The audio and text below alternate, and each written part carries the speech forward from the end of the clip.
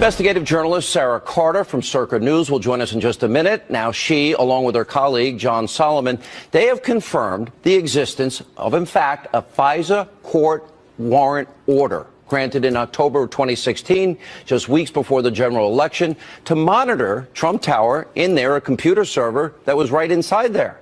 Now, the report finds that justification for the warrant was to examine the server that appeared to be communicating with a Russian bank. Officials told Circa News that they quickly determined that nothing, quote, was nefarious happening or going on there. Now, I can tell you from my own experience, now think about this, from my communications during the campaign with the Trump campaign, most of the staffers, 99% of them, were all connected to the Trump organization. In other words, their emails. This is beyond troubling. We need answers tonight. Were Trump campaign emails ever connected to the server? If so, were they collected as raw intelligence during this surveillance operation? Now, the reason we ask this is because of what we saw happen to former National Security Advisor, Lieutenant General Michael Flynn. Remember news reports? A December call that he made to a Russian ambassador was captured by what the New York Times described as a, quote, routine wiretap of the Russian diplomat's phone. Well, U.S. intelligence agencies, they do routinely monitor foreign officials. That's their job. But protections, known as minimization procedures, have been put in place to ensure that American citizens are not caught up in that surveillance. In other words, they then would have no constitutional rights, and that their identities and their rights are protected. Now, this, of course, was not the case with Lieutenant General Flynn, because a transcript of the call was created, given to intelligence officials, who then leaked the details to the press, which, by the way, is a felony according to the Espionage Act. We also know from a New York Times report that in his final weeks in office, that President Obama revised the Executive Order 12333, which greenlights widespread sharing of raw data collected by American intelligence agencies across 17 government agencies. That's an additional 16 agencies. All their employees can now gain access to top secret intel that they never had access to before. Now, we've been asking, why did President Obama wait until the last minute, 2 weeks before he leaves, to issue that order? It's an order that he did not apply to himself for 8 years. And since this order was signed, well, we've seen an explosion of leaks coming from intelligence agencies. Look at your screen right there. Now, take a good look at it. So given what's happened, it's time for President Obama and officials who oversaw this operation and their surveillance of the server at Trump Tower, they need to come clean. What did they know? What information was gathered? They need to assure you, the American people, that this was not spying on a political opposition party just weeks before an election. All of this raises very serious national security, ethical issues at a very high level, privacy issues we've never had before, because crimes were likely committed here. Certainly in the case of retired Lieutenant General Flynn, somebody committed a felony. So all we're doing on the show is we're raising questions. We're looking for answers. In fact, we have reached out to President Obama's spokesperson to see if they would respond to the questions we've been asking. Shocking. So far, we've not heard back.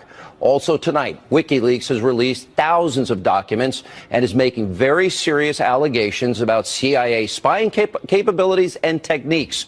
Now, according to WikiLeaks, U.S. spies are able to access some televisions, smartphones, iPhones, and record sound, images, and even private messages on encrypted communication apps.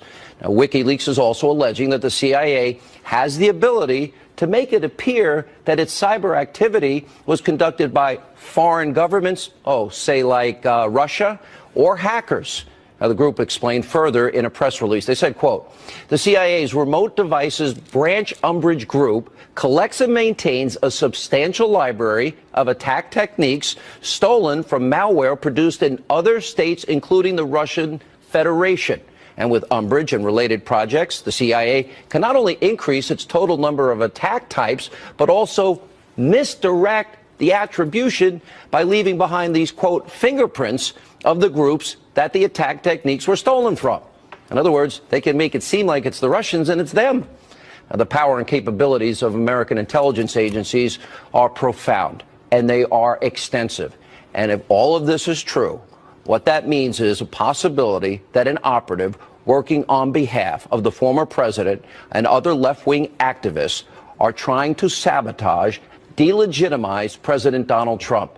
After all, why did the leaks happen as soon as Obama left? Until we get answers, we're going to keep asking these questions. Here now is Circa News national security correspondent Sarah Carter. Sarah, do I have all that right? Is that a good summary? Yes, it was a great summary. There was one little change that just happened right before I came on your show, Sean. And what was really interesting, John and I spoke to some very senior U.S. officials. They clarified this. They said there was a FISA warrant in October that was looking at the overall Russian hacking investigation, but that the FBI, when they monitored the server, Trump Tower, it was actually located away from Trump Tower. It wasn't under the FISA. They did normal strategic type of FBI investigations that didn't require the FISA. So they went into the server, but they did not use the FISA to do that. They did have a FISA, however, in October at the exact same time as this investigation. So there are two instances now of spying. Two. Yes, wow. 2 instances. So this is completely new evidence. And remember, we all thought, and everybody had reported, that the server was inside Trump Tower. The server was not located in Trump Tower, according to our sources. With the second issue warrant, whatever the FBI was doing, was that in Trump Tower? That's what we don't know now. Because now that opens up a whole slew of questions, the questions you just brought up in your monologue, right? So those questions need to be answered. But what we do know is this. The people that were investigating Trump's server, they said that the FBI did not look into emails, they did not listen to his phone calls, and that they found no evidence at all of any type of crime associated with Trump business. This is important what you're saying. The news media in this country has repeated this narrative that the Trump campaign were colluding with the Russians to undermine the electoral process. You're saying that you're reporting and look, John Solomon's worked for AP for what? 20 years, and you both worked together at the Washington Times, credible news organizations. So what you're saying is they found no evidence at all whatsoever of any collusion between the campaign and the Russians. True? Absolutely true. They found no evidence of that. In fact, when we spoke to our sources who had direct access to this investigation, what was happening with the FBI, they didn't even find evidence of collusion with Lieutenant General Mike Flynn, which is interesting because even when those leaks came out and they were referring to the Logan Act and everybody saw this as part of a broad...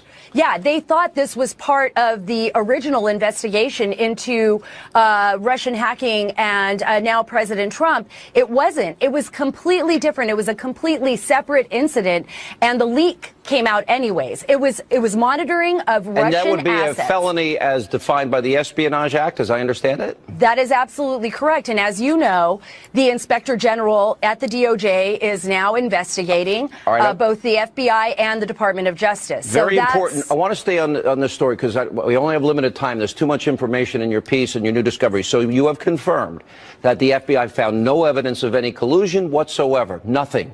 Number two, absolutely. You have confirmed that they did get a FISA warrant in October in the weeks leading up to the election. Correct? That is correct. And they also got somehow another warrant that allowed them to look into the Trump campaign. We don't know what the nature of that was.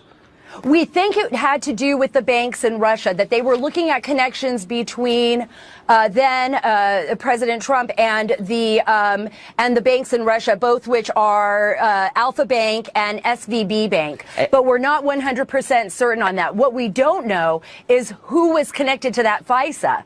What was that FISA looking at? And that is very highly classified. Nobody wants to talk about that particular FISA right now. They said it did have to do with the Russian hacking on a very broad level, but it didn't hone in directly on Trump, is what I was told. And the bottom line, too, is so far they found no collusion whatsoever, which I think is really important. And, you know, we don't know the degree to which, if they went to a server that might have been off-site, but it still took in the information from Trump Tower, then Donald Trump it's seemingly technically right.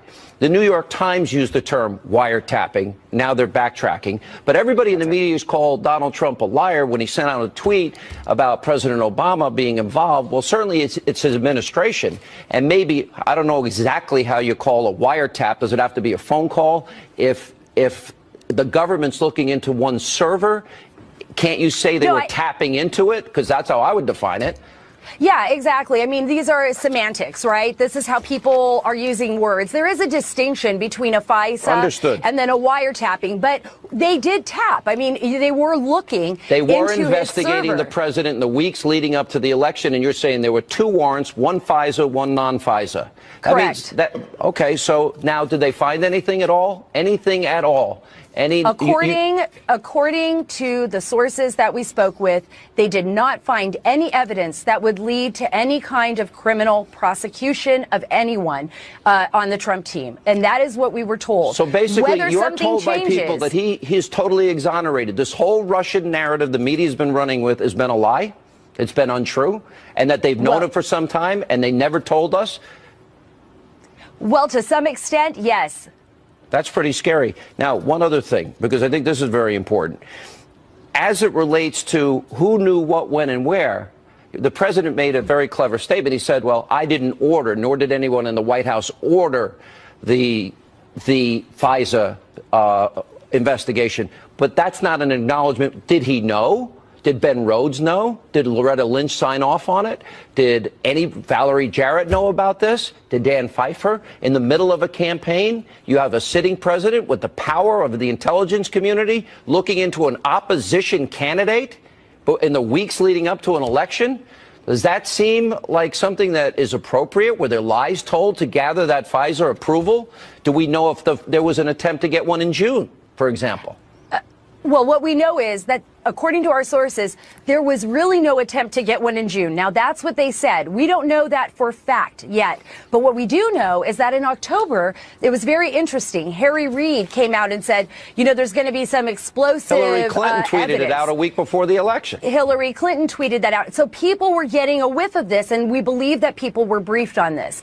So this is when everything started. And this is what these intelligence officials are telling us. Look, this has become highly politicized from October all the way through January with the removal of General Flynn from the NSA. You know, this has become so politicized that they're watching this in horror, and they wanted to set the record straight. I have one last question. We did learn from WikiLeaks that the CIA uses stolen malware to give attribution, if you will, to cyber attacks to other nations. In other words, they leave the fingerprints. They could do the job and leave the fingerprints and say, oh, it looks like the Russians did it. Is that possible that that happened here?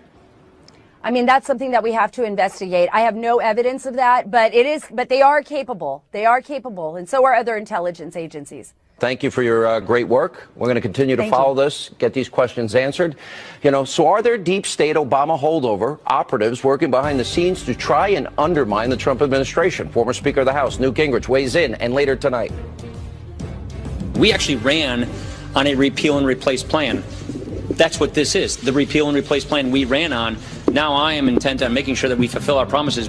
Speaker Ryan is correct. Republicans promised for years they'd repeal and replace Obamacare. They need to get it right. Why so much infighting? Why wasn't this resolved before? Also, Michelle Malkin here. She'll join us tonight as well.